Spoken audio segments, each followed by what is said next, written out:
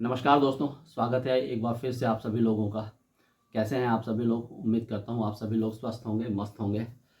तो दोस्तों आज दो चीज़ों पर बात करेंगे। पहली, नगर निकाय के जो चुनाव हैं उसको लेकर, और दूसरी मेरी जो है कोटद्वार से बद्रीनाथ तक की पैदल यात्रा है।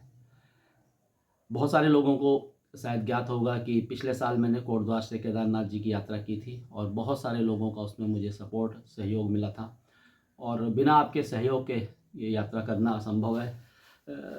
तो पिछली बार जब मैंने कोटद्वार से और केदारनाथ की यात्रा की थी तो उसमें हमारे ऋषि खंडवाल जी, उनका बहुत सहयोग था, सुमन कोटनाला जी, राजेंद्र अणथवाल जी, और श्रीनगर में जोशी जी हैं, सीताराम पोखरियाल जी हैं, और बहुत सारे लोगों ने मुझे बहुत सहयोग किया था। प्रमोद बंसल जी हैं हमारे कोटद्वार के, शिवानंद लखेड़ा हैं, और हमारे थलेड़ी जी हैं, कैलाश थलेड़ी जी, उनका सहयोग। ऐसे ही बहुत सारे लोगों का सहयोग रहा था। शशिकांत जी का सहयोग रहा था। और अगर मैं किसी का नाम भूल रहा हूँ तो प्लीज़ माफ़ कीजिएगा।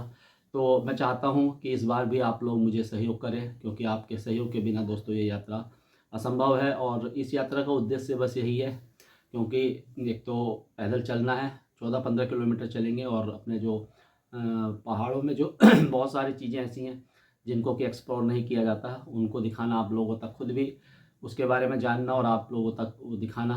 पूरा लाइव भी चलेगा और वीडियो के माध्यम से भी मैं आपको दिखाने का प्रयास करूँगा। और लगभग 30 दिनों तक की मेरी यात्रा रहेगी, तो उसमें खाने का और रहने का खर्चा होता है। अगर आप लोग सहयोग कर सकते हैं तो प्लीज़ मुझे सहयोग कीजिएगा। मैं आपको गूगल नंबर आपको दे दूँगा, अगर आप चाहेंगे तो सहयोग ज़रूर मुझे कीजिएगा। और आपके सहयोग के बिना दोस्तों ये यात्रा असंभव है। इसलिए अभी 25 या 26 को मैं जाऊँगा, तो आप लोग ज़रूर मुझे सहयोग कीजिएगा। मैं अपना गूगल नंबर इसमें दे दूँगा आपको। और दूसरी बात करते हैं दोस्तों, नगर निकाय के जो चुनाव हैं उसको लेकर। तो नगर निगम के चुनावों को लेकर अगर बात की जाए तो मुख्य मुकाबला तो कांग्रेस और बीजेपी में रहना है। उत्तराखंड क्रांति दल की हालत आप जानते ही हैं, युवाओं को सम्मिलित नहीं कर पा रही हैं, महिलाओं को वो सम्मिलित नहीं कर पा रही हैं, और कहीं ना कहीं हर उत्तराखंडी उत्तराखंड क्रांति दल के साथ अपने को जुड़ाव महसूस करता है, लेकिन उस प्रकार से ये दल काम नहीं कर पाया जिस प्रकार से इसको करना चाहिए था। तो मुख्य मुकाबला अगर कोटद्वार विधानसभा की बात की जाए तो बीजेपी और कांग्रेस में ही रहना है। और बीजेपी, पिछली बार नगर निगम के जो चुनाव थे उसमें मेयर हेमलता नेगी जी मेयर बनी थी कांग्रेस की, और उस प्रकार से जेंटल लेडी ज़रूर है वो, लेकिन काम की अगर बात की जाए तो काम वो नहीं कर पाई। और बार बार यही कहा जा रहा था कि यार जो बीजेपी है वो ढंग से हमें सपोर्ट नहीं कर पा रही है। और मेरा तो बस यही कहना है कि अगर आपको सपोर्ट नहीं कर पा रहे हैं तो आप एक बार नगर विकास मंत्री से मिलिए, शहरी विकास मंत्री से मिलिए, और साथ ही साथ विधायक सांसद से। देखिए, अपने शहर के लिए अगर आप किसी से मिल रहे हैं, आप पर्सनली तो किसी के लिए नहीं मिल रहे ना, आप बीजेपी कांग्रेस छोड़िए, आपको अपने शहर का अगर विकास चाहिए तो ओवरऑल नाम आप ही का होगा। अगर आप काम अच्छे होंगे तो आप लोगों को आप मिल सकते हैं, और मिलने के बाद अगर काम नहीं होते हैं तो जो हमारी जो लोकतांत्रिक जो प्रक्रिया है उसके अकॉर्डिंग हम धरना प्रदर्शन कर सकते हैं, आंदोलन कर सकते हैं कि यार हमारे क्षेत्र में ये काम होना चाहिए था लेकिन हो नहीं रहा है, हम वहाँ गए वहाँ गए वहाँ गए लेकिन काम नहीं हुआ। तो इस प्रकार से जो नेता चाहिए ना, उस प्रकार से वो नेता नहीं है। सभी लोग जो है अपने अहम की लड़ाई लड़ रहे हैं, और इस अहम की लड़ाई में जो है कोटद्वार और हमारे गढ़वाल का जो है ये देखिए इतने बुरे हाल हो रखे हैं। तो मुझे अभी कांग्रेस की अगर बात की जाए तो कांग्रेस में कोई चेहरा मुझे ऐसा दिखाई नहीं दे रहा कि जो इस बार ढंग से लड़ाई लड़ सके। अगर कांग्रेस की बात की जाए तो सुरेंद्र सिंह नेगी बड़ा नाम है, और अभी भी आज की डेट में भी सबसे ज़्यादा अगर वोट बैंक किसी के पास है, पर्सनल इंडिविजुअल किसी के पास है, तो वो सुरेंद्र सिंह नेगी है। और सुरेंद्र सिंह नेगी है कांग्रेस में, और एक और चेहरा है रंजना रावत, जो कि वोट खींच सकते हैं अगर ढंग से वो चुनाव लड़ें। लेकिन मुझे नहीं लगता कि सुरेंद्र सिंह नेगी जी चुनाव लड़ेंगे, और रंजना रावत जी को टिकट शायद कांग्रेस देगी। और अगर रंजना रावत को टिकट नहीं मिलता है तो मुझे नहीं लगता कि वो निर्दलीय लड़ेंगी, और लड़ेंगी तो देखते हैं, ये तो अभी भविष्य के गर्भ में। अब बात कर लेते हैं भारतीय जनता पार्टी की। और इस बार जो है मैं आपको बता दूं कि भारतीय जनता पार्टी के सबसे ज़्यादा चांस है। काम इन्होंने कुछ नहीं किए, लगातार मैंने इनके काम की आलोचना की है। अभी आप देख लीजिए, जो भावर वाला पुल है उसको 1.5 साल होने वाला है, और 1.5 साल के बाद अभी जब मैं परसों वहाँ गया था तो वो कह रहे थे कि वो सारे पिलर जो है वो चेंज होने हैं और अभी 2 पिलरों पर काम हो रहा है। तो इसको अगर मद्देनज़र आप रखते हैं तो कम से कम 1 साल, इससे ज़्यादा भी लग सकता है। तो अभी ये सितंबर चल रहा है, सितंबर ख़त्म हो चुका है, यानी अक्टूबर आप समझ लीजिए। तो अगले अक्टूबर तक, अगले दशहरे दीपावली तक अगर काम वहाँ पर चला, उससे ज़्यादा भी टाइम लग सकता है, उससे कम टाइम नहीं लगने वाला जो मैंने वहाँ देखा और जो वहाँ मैंने बात की लोगों से, क्योंकि कोई ऐसा ऑथोराइज पर्सन तो वहाँ मिला नहीं और जो लोग मिले तो वो लोग कैमरे के आगे नहीं आना चाह रहे थे। खैर फिर भी उनसे बात हुई तो उन्होंने कहा 1 से ज़्यादा साल का समय लगेगा। और बाकी काम आप देख ही रहे हैं, जो सुरक्षा दीवारें हैं जो आपदा के समय टूटी हैं उसी पे काम हो रहा है। सड़कों की वैसे अगर गली मोहल्ले में आप जाएंगे, वार्ड नंबर 5, वार्ड नंबर 10 की हालत मेरे देख लीजिए, बाकी सभी की हालत आप देख लीजिए। आवारा जो गोवंश है वो किस प्रकार से नुकसान पहुंचाते हैं, है ना। अच्छा, बात कर लेते हैं यहाँ के नेताओं की और ख़ासकर बीजेपी की। जैसे मैंने कहा, बीजेपी के पास चांस इस बार बहुत अच्छे चांस है और जिसको भी बीजेपी टिकट देगी उसकी समझ लीजिए कि लॉटरी लगने वाली है। मुझे कांग्रेस जो है कमज़ोर दिखाई दे रही है यहाँ पर। अगर सुरेंद्र सिंह नेगी चुनाव लड़ते हैं तो फिर फाइट होगी, लेकिन ओवरऑल फिर भी बीजेपी को ज़्यादा फायदा मुझे दिखाई देता हुआ नज़र आ रहा है। अगर बीजेपी से बात करें तो बहुत सारे चेहरे यहाँ पर हैं। आपका राजगौरव नौटियाल जी हैं, युवा और बड़े अच्छे नेता हैं।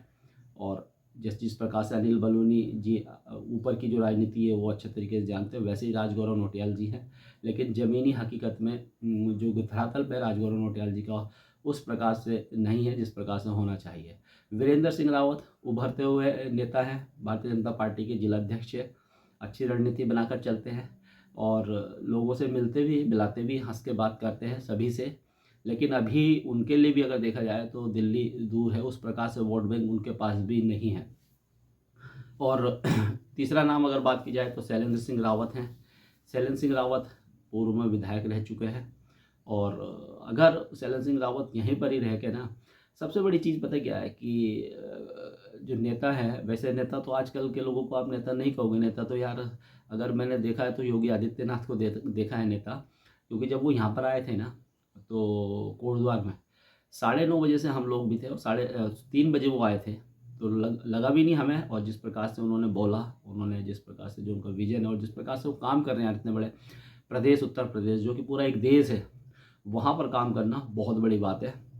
और दोबारा वो सत्ता में लेके आए हैं तो ये दर्शाता है यार उनके काम को। इतने बड़े प्रदेश को आप संभाल रहे हैं और हमारे मुख्यमंत्री हैं 3-3 बदल जाते हैं, लेकिन काम आप देख लीजिए धरातल पे कुछ भी नहीं है। खैर, नेता उनको कहा जाता है, नेता ये नहीं है। बीजेपी तो आज घर घर सदस्यता अभियान चला रही है और उसके बाद भी जब कोई नेता आता है यहाँ पर तो किराए के लोगों को लाना पड़ता है। तो अब आप इसी से अंदाज़ा लगा लीजिए कि इतनी बड़ी पार्टी, कहते हैं कि विश्व की बहुत बड़ी पार्टी है, और उसके बाद भी किराए के अगर लोगों को लाना पड़ता है तो आप देख सकते हैं कि किस प्रकार की स्थिति होगी।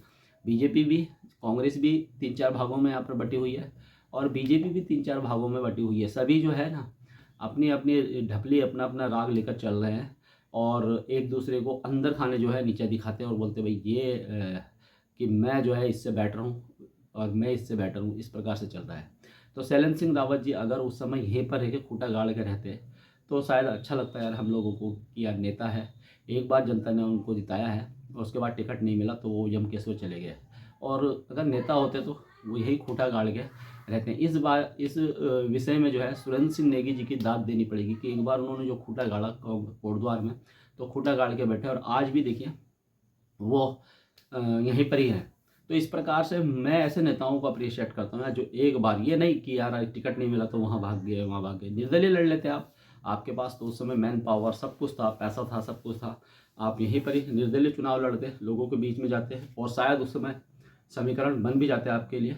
खैर, और एक और नाम है जो अगर बात की जाए तो मेरी नज़र में जो सबसे ज़्यादा लोगों के बीच में रहते हैं भारतीय जनता पार्टी के की बात की जाए तो सुमन कोटनाला। और सुमन कोटनाला एक वह व्यक्ति है जो कि सबसे पुराने टाइम से अपना ऑफिस खोल के बैठे हैं और हर समय वहाँ पर 5 से 10 लोग हर समय वहाँ रहते हैं, कुछ ना कुछ अपनी समस्याओं को लेकर आते हैं। सुमन कोटनाला ज़मीनी स्तर वो जानते हैं और आप देखिए बात ज़मीनी स्तर का नेता होना बहुत ज़रूरी है। जो कोटद्वार के बारे में जो ज़मीनी हकीकत को जानेगा ना, वो काम भी करेगा। तो मुझे ऐसा लगता है कि इस समय जो है सबसे ज़्यादा जो लोकप्रिय है या जो सबसे ज़्यादा लोगों के बीच में रहता है, वो है सुमन कोटनाला। और सुमन कोटनाला को टिकट मिलना न मिलना, अब ये देखिए किस प्रकार से चलता है।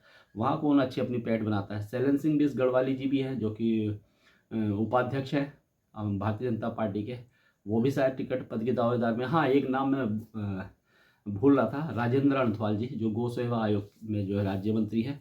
बड़े ही जेंटल पर्सन हैं राजेंद्र अणथवाल जी, बहुत ही अच्छे व्यक्ति हैं। और वो ज़्यादा जो है तिकड़मबाजी में विश्वास नहीं करते, सीधे चल रहे हैं।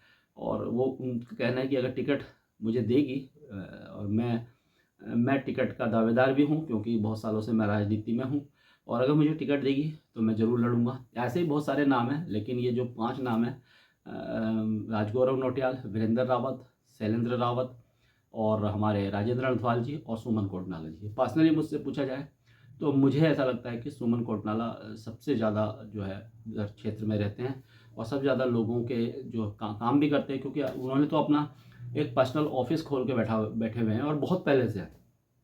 तो ये सब है। और बाकी किस प्रकार से तिकड़मबाजी चलती है, लेकिन जाते जाते मैं ये ज़रूर कहूँगा कि इस समय जो है पाला बीजेपी की तरफ है, और बीजेपी से जिसको भी टिकट मिलेगा वो कहीं ना कहीं उसके लिए वो लॉटरी है। आप लोग कमेंट करके अपनी राय जरूर दीजिएगा। और जाते जाते एक बार फिर से आपको कहूँगा, कोटद्वार बद्रीनाथ की मेरी यात्रा है, पैदल यात्रा है, 30 से ज़्यादा दिन लगेंगे।